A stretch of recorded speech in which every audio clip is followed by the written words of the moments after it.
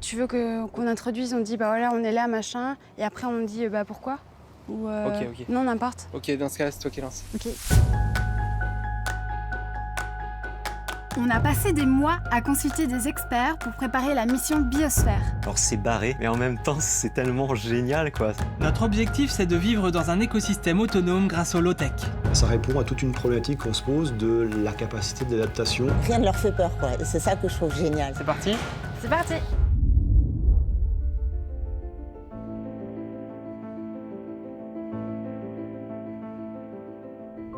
Le futur high-tech qu'on nous propose ne nous fait pas rêver. Du coup, on s'est projeté en 2009 pour imaginer un futur durable et désirable dans lequel les humains vivent en symbiose avec les autres espèces vivantes et les éléments de la nature. En fait, ça fait 10 ans qu'on cherche partout autour du monde des innovations low-tech qui permettent de produire de l'eau, de l'énergie, de la nourriture ou recycler les déchets et de manière accessible et durable. Ce mode de vie, on va le tester pour de vrai pendant 4 mois dans le désert mexicain en suivant un protocole scientifique. Cette expérience, on l'a appelée Mission Biosphère. On va vous raconter comment tout ça a commencé.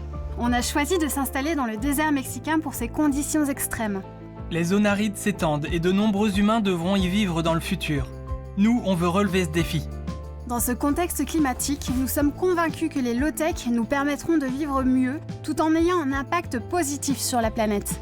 Pour réussir à concevoir ce nouveau mode de vie, on s'est entouré d'experts. Avec eux, on a conçu et designé des systèmes de production low-tech efficaces, pouvant fonctionner en synergie dans un même écosystème. On a donc calculé nos besoins, cherché comment y répondre, sélectionné les meilleurs outils et prototypé notre habitat. On vous montre tout ça étape par étape.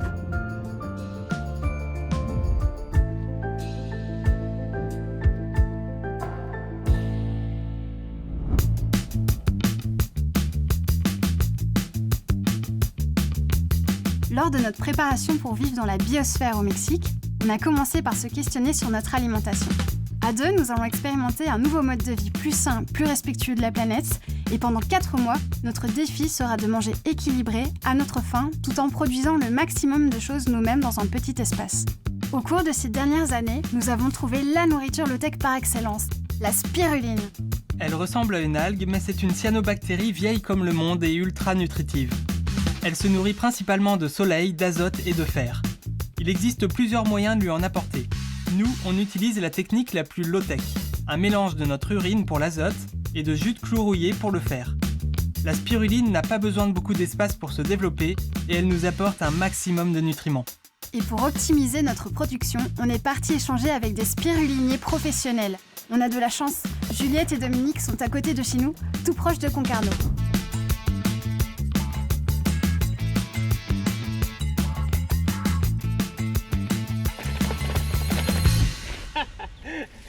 Alors je crois qu'on s'est un peu perdu. Ça se mange ça? Ah, attends, vaut mieux pas, on sait pas trop. Oh. C'est bon? Ah ouais. On a suivi la carte pour aller à la ferme de spiruline de Rospico, qui est juste à côté de Concarneau. Pour être sûr de notre coup, on a pas mal de questions à poser à Juliette. Bon, on s'y connaît un peu en spiruline quand même, parce qu'on en cultive sur le bateau depuis des années. Mais on a besoin d'un petit stage de perfectionnement. La spiruline, pour nous, c'est un truc qui va être vraiment vital dans notre régime alimentaire. Et souvent, je me trompe dans les chemins et après, Caro m'en veut. Tu peux dire un mot sur la spiruline? Je suis dans le mal là. Tiens, filme. Et on l'aime beaucoup la spiruline parce qu'elle est vieille de 3 milliards d'années. Et du coup, c'est comme un ancêtre. Donc ça va être très intéressant pour nous pour toute cette reconnexion avec elle et avec le passé, et le présent et le futur.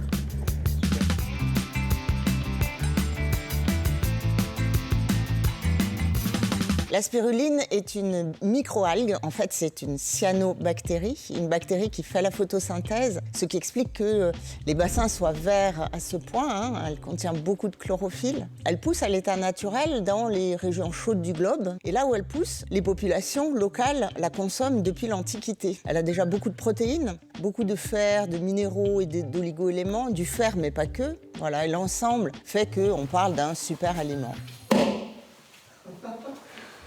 La spiruline, pour pousser, pour se développer, besoin de peu de choses finalement, hein, surtout de soleil et de chaleur.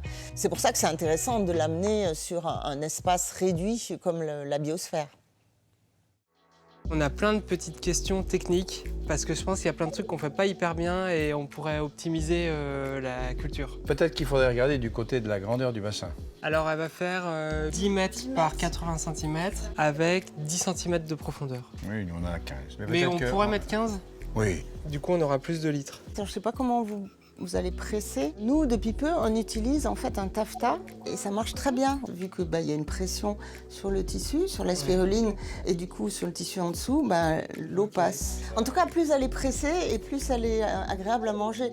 S'il reste beaucoup de milieux de culture, c'est bof quoi. Et elle a un pH de 10,5, faut pas l'oublier. Vous n'allez pas monter le pH à 10,5, je pense. On sait pas, on mesure jamais le pH. Ah c'est ouais. un truc que vous faites souvent. Ah oui, vous d'ailleurs, il faut qu'on le fasse là. Oui, ça. Ah ouais. On travaille qu'au pH. On travaille au Ah ouais. pH. Oui. On peut regarder. Ouais. Et voilà. Et là, on voit le pH monter, c'est le chiffre en haut. Et en bas, on a la température de l'eau.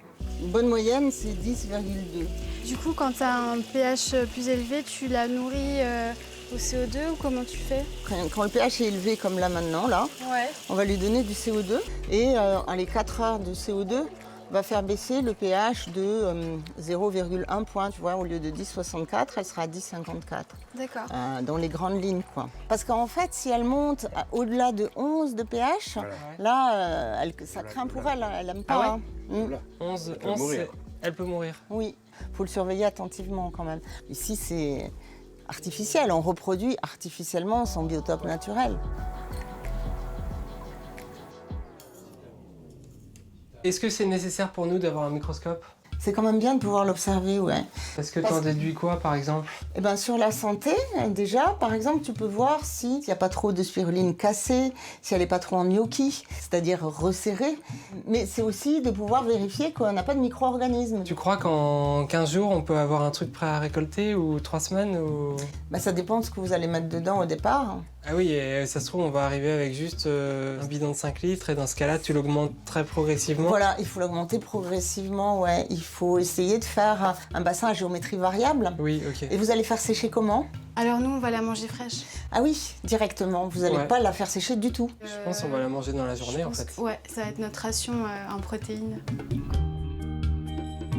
Alors le projet Biosphère, pour ce que j'en sais, déjà c'est complètement fou quoi. Ils vont dans un truc complètement délirant, mais qui risque de fonctionner. C'est ça qu'ils veulent expérimenter. Rien ne leur fait peur quoi. C'est ça que je trouve génial. Et en tout cas, s'il reste une question, il y aura toujours quelqu'un pour trouver une réponse. Il ne faudra pas hésiter. Moi, je vais vous donner les coordonnées. Comme les astronautes qui partent dans l'espace et ils ont une base. Voilà. Vous n'êtes pas tout seul. Houston de Rospico. Cool. Merci beaucoup, ouais. Avec plaisir. À la spiruline de Rospico. À la biosphère, alors. C'est un peu dissoute depuis tout à l'heure. Pour nous, la spiruline était l'aliment phare de notre régime alimentaire. Mais il fallait ensuite qu'on calcule précisément le reste de nos besoins nutritifs pour éviter toute carence.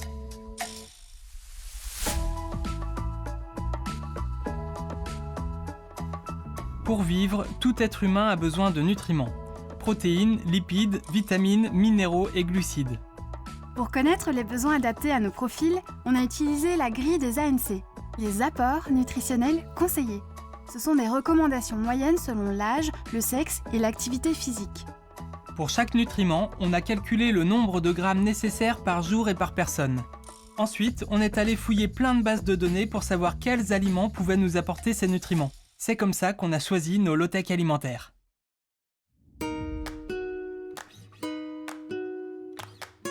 On trouvera nos lipides et glucides dans les huiles, les céréales, comme le maïs ou le riz, ou dans les légumineuses, comme les haricots secs, les lentilles ou les pois chiches. La production de ces aliments en plein désert n'a pas d'intérêt, car ils se transportent et se conservent facilement. Du coup, on fera appel à des agriculteurs bio sur place, au Mexique. Pour que ça reste accessible, on fixe le budget de ces intrants à 1 € par jour et par personne.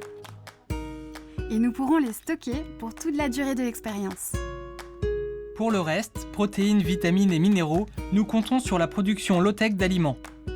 Nous devrons pouvoir les produire localement dans la biosphère avec le moins de ressources possible. Nous aurons un élevage de grillons, un bassin de spiruline et des légumes-feuilles qui pousseront en culture hors sol. Nous aurons aussi des champignons qui apporteront un peu de tous les nutriments, mais surtout du goût et du plaisir. Pour s'assurer que notre mode de vie futuriste et l'alimentation qui en découle sont bénéfiques pour notre santé, on a appelé Anthony Berthoud. Il est nutritionniste et suit nos aventures low-tech depuis longtemps. Alors nous, on a passé l'été un peu à courir à droite à gauche, à préparer la mission Biosphère du coup. Et puis on a fait quand même des essais, tu vois, de briques de l'écosystème qui nous paraît super. Mais maintenant, il va falloir le mettre à l'épreuve et le tester pendant ces 4 mois dans le désert. Là, pour le coup, ce qui va nous intéresser, c'est la masse maigre, la masse musculaire, pour vérifier que vous n'ayez pas de fonte musculaire. Ça veut dire que soit vous mangez pas assez dans l'absolu, c'est-à-dire que si vous dépensez plus d'énergie que vous n'en apportez, vous maigrirez. C'est juste que dans des situations extrêmes, c'est ce qui peut arriver parfois. Et c'est ça qu'il faut surveiller de près.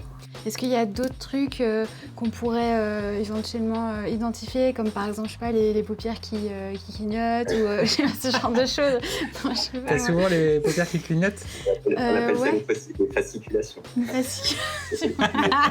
Autant pour moi. Beaucoup plus classe. Les fasciculations, en général, ça c'est plus lié au magnésium. Après, vu la qualité de ce que vous allez manger, je pense que normalement vous devriez être bien. Après, déjà, ça va être effectivement votre fatigue générale ou votre forme, au contraire. Au niveau de ce qu'on appelle les fanères, tout ce qui est peau, cheveux, ongles, une détérioration importante dans un sens ou dans un autre, ça peut être des signes d'alerte, quoi, si tu veux. En fait, je vais vous demander tout ce que vous mangez, en ultra détaillé, votre mode de vie, sur votre activité physique. Plus on les corrèle aux prises de sang que vous allez faire. Et comme ça, on aura des lieux précis de votre état nutritionnel. Ah ouais, intéressant. Ah bah avec plaisir, ouais. Le protocole d'Anthony nous permettra de surveiller notre métabolisme avant, pendant et après l'expérience. Grâce à nos calculs, on devrait donc éviter les carences alimentaires.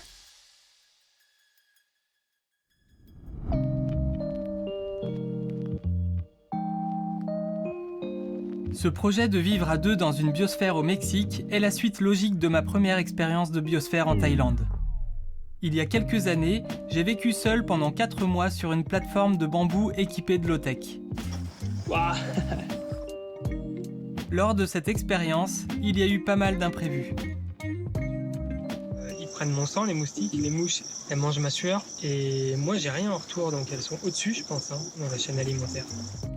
Mais les moments simples devenaient extraordinaires. Ça, c'est une bonne nouvelle. La Thaïlande, c'est là où j'ai installé ma première biosphère. Mais c'est aussi là où, pendant le tour du monde des innovations low-tech, avec Nomades des mers, notre voilier laboratoire, j'ai étudié l'élevage des insectes. Dans le monde, plus de 2 milliards de personnes en mangent régulièrement. Wow. Et depuis, Coco adore les grillons. Il en a même embarqué sur le bateau. Waouh, ça grouille! Aujourd'hui, le Nomade des mers est à quai et il continue d'être notre lieu de vie et du coup, d'expérimentation. Bon, on est bon là? Bah attrape-le peut-être. Bah non, j'ose pas trop. Allez, vas-y. Mais j'aime pas ça. Ah non, il se casse. Ah, j'ai peur de lui faire mal. Allez, il est où le bocal? Il est où? Un pot là.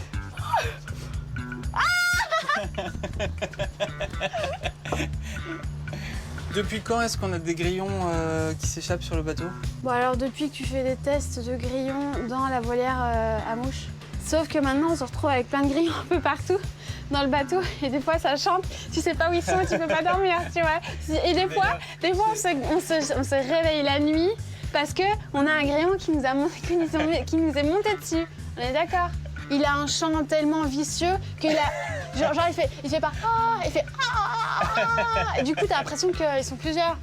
Les décibels, ça peut monter très vite avec les grillons. Là, t'as été gêné par 3 grillons pendant la nuit. Sur Biosphère, il va y avoir des dizaines de milliers de grillons. Boule qui aise. Végétal. Allez, ciao.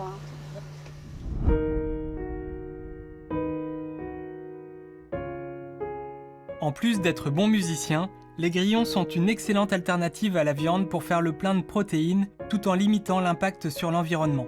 Ils sont aussi source de vitamine B12 qu'on peut trouver dans le règne animal et qui est indispensable à l'être humain. Même si on les mange, on veut prendre soin de nos futurs colocataires. Alors, on s'est demandé comment arranger au mieux leur lieu de vie. On a prévu de les installer dans des boîtes à œufs posées à la verticale pour que leur habitat reste propre. Et on sait aussi qu'ils adorent les feuilles fraîches. Pour leur alimentation principale, on va leur donner des larves de mouches soldats noires. Ce sont des insectes qui recyclent les déchets. Mais ça, on en reparlera dans l'étape numéro 2. Après les protéines apportées par la spiruline et les grillons, on a voulu réviser la culture de légumes-feuilles. Les légumes-feuilles, ce sont des plantes dont on consomme la feuille. Ça va des épinards à la menthe. Ils sont indispensables pour une alimentation équilibrée, riche en fibres, en vitamines et en minéraux. Ça a été mon challenge sur la biosphère en Thaïlande. Je voulais absolument réussir à cultiver des plantes avec des engrais organiques. Ma première méthode n'avait pas marché. Et au milieu de l'expérience, j'ai mis au point un système d'hydroponie qui a tout changé. L'hydroponie est un système de culture hors sol. Pas besoin de terre, les nutriments nécessaires aux plantes sont mélangés directement dans l'eau où baignent les racines. Cette technique de culture est efficace là où il n'y a pas de bonne terre. Elle est ultra compacte et surtout, elle demande très peu d'eau. Il existe plusieurs façons d'apporter les nutriments dans l'eau des plantes. Nous, on voulait que ça soit 100% low-tech. On est donc allé voir une experte qui teste différentes méthodes. Alors ici, on est à l'Agrolet du Gers, dans le sud-ouest de la France. Et donc vous êtes dans une micro-ferme hydroponique qui s'appelle Les Sourciers, où on fait pousser des aromates, des fleurs comestibles et des micro-pousses. On vit au rythme des saisons, parce qu'ici on est dans une serre non chauffée, sans lumière artificielle. Et donc on doit vraiment s'adapter à la météo. Il y a des rotations au niveau des plantes et c'est jamais les mêmes plantes au fur et à mesure de l'année. On peut se nourrir que de légumes-feuilles sans se lasser, parce qu'il y a tellement de saveurs différentes. Il y a des plantes plus ou moins épaisses, plus ou moins croquantes, plus ou moins juteuses. Une fois qu'on a vraiment réussi à faire pousser une plante et qu'on l'a mangée, c'est tellement gratifiant, c'est tellement incroyable que ça donne envie de continuer à cultiver, même sur des tout petits espaces. Et puis c'est un monde, un règne qui est incroyable, fascinant, sans fin.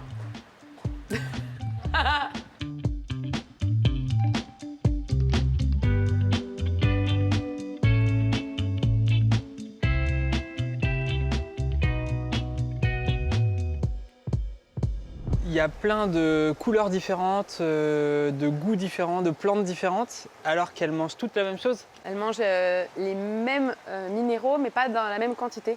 Et en fait, ça va dépendre surtout de leur stade de développement. Est-ce qu'elles sont en train de faire des feuilles? Est-ce qu'elles sont en train de faire des fruits? Est-ce qu'elles sont en train de faire des fleurs? Donc ici, dans l'eau, on reproduit au maximum ce qui se passe dans la nature. Ce qui est vachement cool avec l'accès aux racines, c'est que du coup, on peut voir un peu l'état de santé de la plante. Ok. Juste en regardant les racines. Wow. Salut mon petit chat. Génial. Plus une racine elle est blanche, plus la plante est en bonne santé. Et donc elle absorbe les éléments qui sont mélangés avec l'eau. Exactement. On met les éléments dissous dans l'eau, les éléments nutritifs, donc les petits ions dont elles ont besoin de manger. Et donc c'est dissous dans l'eau et c'est comme ça qu'elles les mangent. Et après, généralement, on a des racines qui sont assez petites en hydroponie parce que comme on leur met tous les éléments à disposition, elles n'ont pas besoin de se fatiguer. Et donc ici, souvent, on dit que ça pousse un peu plus vite qu'en terre parce que justement, comme elles n'ont pas cette dépense d'énergie à faire pour aller chercher les éléments, toute cette énergie, elle va plutôt le mettre dans le feuillage. Et donc voilà. Vous emmène goûter des trucs? Ouais. À votre avis, ça a du goût l'hydroponie ou pas? Moi, je sais déjà que oui. C'est acide, ça lie un peu les doigts, ça devient violet. Comme la betterave. Wow. Sur un dessert au chocolat. La saveur. Ah, c'est fort comme goût. Ouais. C'est pas mal pour le petit-déj. C'est pas mal. C'est bon. La salade de cressonnière. Ah ouais, C'est génial. excellent. Dans sa ferme hydroponique, Marion introduit dans l'eau un mélange de nutriments prêts à être assimilés par les plantes. C'est très efficace, mais dans la biosphère, nous voulons produire nous-mêmes nos engrais pour valoriser nos déchets. Marion pratique aussi une version totalement low-tech de l'hydroponie, la bioponie. Grâce à la bioponie, c'est notre urine qui fournira les nutriments. Mais pour que ça marche, il faut que des bactéries transforment l'ammonium de notre urine en nitrate et autres nutriments assimilables par les plantes. Et pour ça, on avait besoin d'un biofiltre. Cool. Bon, ça grouille de vie là-dedans? Ouais, on le voit pas, mais c'est plein de vie. En fait, c'est le biofiltre. Donc pour simplifier, c'est la maison des bactéries. En gros, on leur installe tout ce qu'ils aiment pour que les bactéries elles arrivent. Et donc ce qu'elles aiment, les bactéries, c'est un endroit avec une structure poreuse, de l'eau et de l'oxygène. Donc on leur met tout à disposition ici, en low-tech, fabrication maison. Pas besoin d'un truc très compliqué, très technologique. Ça, c'est des billes d'argile. C'est de l'argile à haute température, il fait pouf et il devient très poreux. Et ça, c'est de la pouzzolane, donc c'est la roche volcanique qui est naturellement poreuse. Et donc, comme c'est plein de micro-cavités, les bactéries, elles peuvent s'y installer et fonder un foyer. C'est pour ça qu'on s'est intéressé à ce système hors sol, c'est que l'eau, elle tourne en circuit fermé et du coup, tu as besoin de beaucoup moins d'eau en fait. J'avais lu que c'était quelque chose comme jusqu'à 10 fois moins d'eau que de la culture en terre. Ouais, c'est exactement ça. Il y a très peu d'évaporation. Et puis en terre, il faut imaginer, tu prends ton arrosoir, tu verses. Peut-être que la plante, elle va en choper juste un petit peu, mais le reste, ça repart dans les nappes phréatiques. C'est pas perdu non plus, hein, ça fait partie d'un cycle qui est plus grand. Donc on utilise très peu d'eau. Ici, j'utilise beaucoup moins d'eau sur toute ma ferme qu'à la maison. Je pense que quand tu récoltes la feuille et que tu la manges directement, tu as vachement plus de vitamines et de minéraux que si tu l'achètes dans un marché où elle a fait des kilomètres et des kilomètres. Peut-être quelquefois elle a eu des pesticides, quelquefois elle a eu des carences. Alors que ouais, là tu peux pas faire plus proche. Ouais. Ah, c'est fou.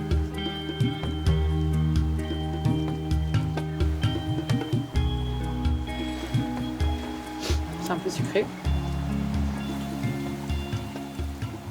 J'ai commencé à concevoir un menu biosphère et en fait j'ai un gros problème au niveau nutritif. Je ne sais pas trop quels légumes feuilles on peut faire pousser et qui ont vraiment un apport nutritif intéressant pour nous. Donc c'est cool, là on a vu plein de petites aromates qui vont vous apporter un peu de saveur mais qui ne vont pas forcément vous tenir au corps. Donc il faut vraiment réfléchir à des plantes qui vont en plus vous apporter un petit peu plus de matière. Donc là ça c'est un joli challenge avec votre climat, la temporalité et le fait qu'il faut pouvoir manger un maximum des parties de la plante. Il y a de quoi bien se chauffer les neurones. Trop bien.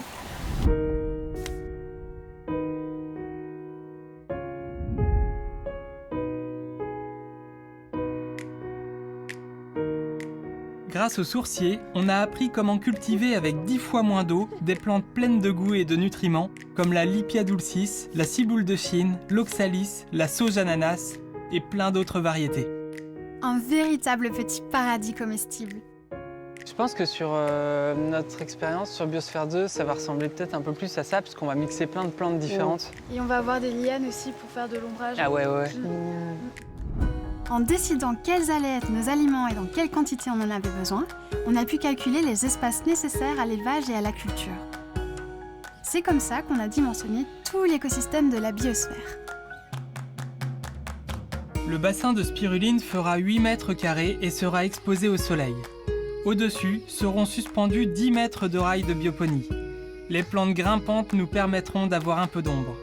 L'espace de vie des grillons fera 3 mètres carrés et sera placé au bout de la biosphère.